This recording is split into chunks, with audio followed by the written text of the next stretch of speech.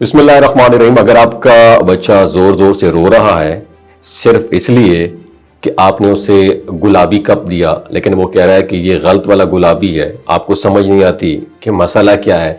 Cup तो वाकई गुलाबी है, लेकिन उसके लिए ये इस वक्त दुनिया का सबसे बड़ा मसला बन चुका है। आप समझाने की कोशिश करते हैं, बेटा बस करो, यही कप है, इसमें क्या फ़र्क है, लेकिन वो क्या करता है, ज़ोर ज़ोर से रोना शुरू कर देता है।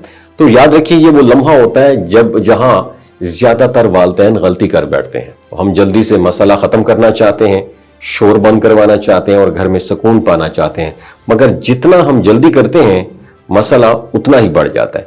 आज एक आसान सा तरीका सीखेंगे, ऐसा तरीके जिसमें आपने ना डांटना है, ना लंबी तकरीर करनी है, ना बच्चे को अकेला छोड़ना है। बस सिर्फ 60 सेकंड का ये तरीका है जो बच्चे के दिल और दिमाग दोनों पे काम करता है। तो सबसे पहले एक बात जहन में बिठा लें, जब बच्चा चीखता है या गुस्सा करता है तो वो जिद नहीं कर रहा होता, बल्कि उस वक्त अपने जज्बात पर काबू नहीं पा रहा होता।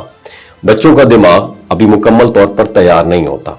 दिमाग का वो हिस्सा जो सोचता है और फैसले करता है, ये अभी कमजोर होता है, जबकि जज्बात वाला हिस्सा बहुत तेजी से ग्रो कर रहा होता है। इसलिए जब बच्चा नाराज या उदास होता है तो उस वक्त समझाना ये काम बिल्कुल भी नहीं करता। तो आइए 60 सेकंड वाले तरीके की तरफ चलते हैं। तो पहला कदम आपने क्या करना है, खुद को पुरसुकून रखना है।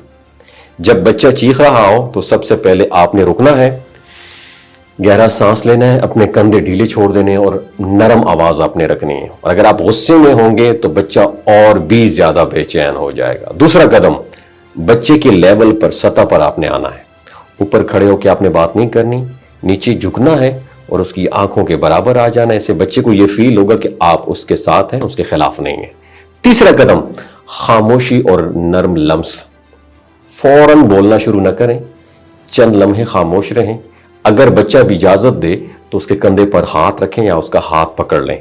अगर वो हाथ हटा दे तो जबरदस्ती ना करें, बस उसके पास आपने रहना है। और चौथा कदम, जज्बात को नाम दें। आहिस्ता से कहें, तुम नाराज हो क्योंकि तुम्हें दूसरे वाला कप चाहिए था, है ना मेरा बेटा, या तुम्हें बहुत दुख हुआ क्योंकि तुम्हारा खिलौना टूट गया। ये ना कहें कि मेरा पुत्र तो छोटी यही गल है, इतना क्यों जोर से रो रहे हो। सिर्फ ये बताएं कि आप उसके एहसासात को अंडरस्टैंड कर रहे हैं। पांचवा कदम, साथ में सांस लें। आखिर में कहें, आओ हम दोनों गहरा सांस लेते हैं, मैं तुम्हारे साथ हूं, जब तुम तैयार हो जाओगे तो हम फिर बात करेंगे। अक्सर ऐसा करने से चंद लम्हों में बच्चा पुरसुकून हो जाता है। और हाँ, याद रखिएगा, एक बात याद रखिएगा कि असल मसला वो कप नहीं होता, खिलौना नहीं होता, या सैंडविच नहीं होता, या टॉफी नहीं होती है।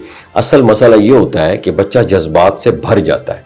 उस वक्त उसे हल नहीं बल्कि सहारा चाहिए होता है। जब आप बार बार ये तरीका अपनाएंगे तो कुछ दिनों बाद आप देखेंगे कि बच्चा खुद आकर कहेगा, अम्मी मैं नाराज हूं, या अबू मुझे बुरा लग रहा है। और यही असल कामयाबी है, क्योंकि इस तरह बच्चा सीखता है कि आपके जज्बात काबिल एहतराम हैं और उसके वालिदैन उसके साथ हैं। तो नेक्स्ट टाइम जब बच्चा गुस्सा करे तो रुक जाना है, सांस लेना है, उसके बराबर आपने झुकना है, उसके जज्बात को अंडरस्टैंड करना है और सिर्फ 60 सेकंड के लिए आपने उसके साथ रहना है। तो कैसा लगा जिद खत्म करने का ये कोरियन फार्मूला? नीचे कमेंट सेक्शन में सुभान अल्लाह लिख के से दूसरों के साथ शेयर जरूर कीजिएगा।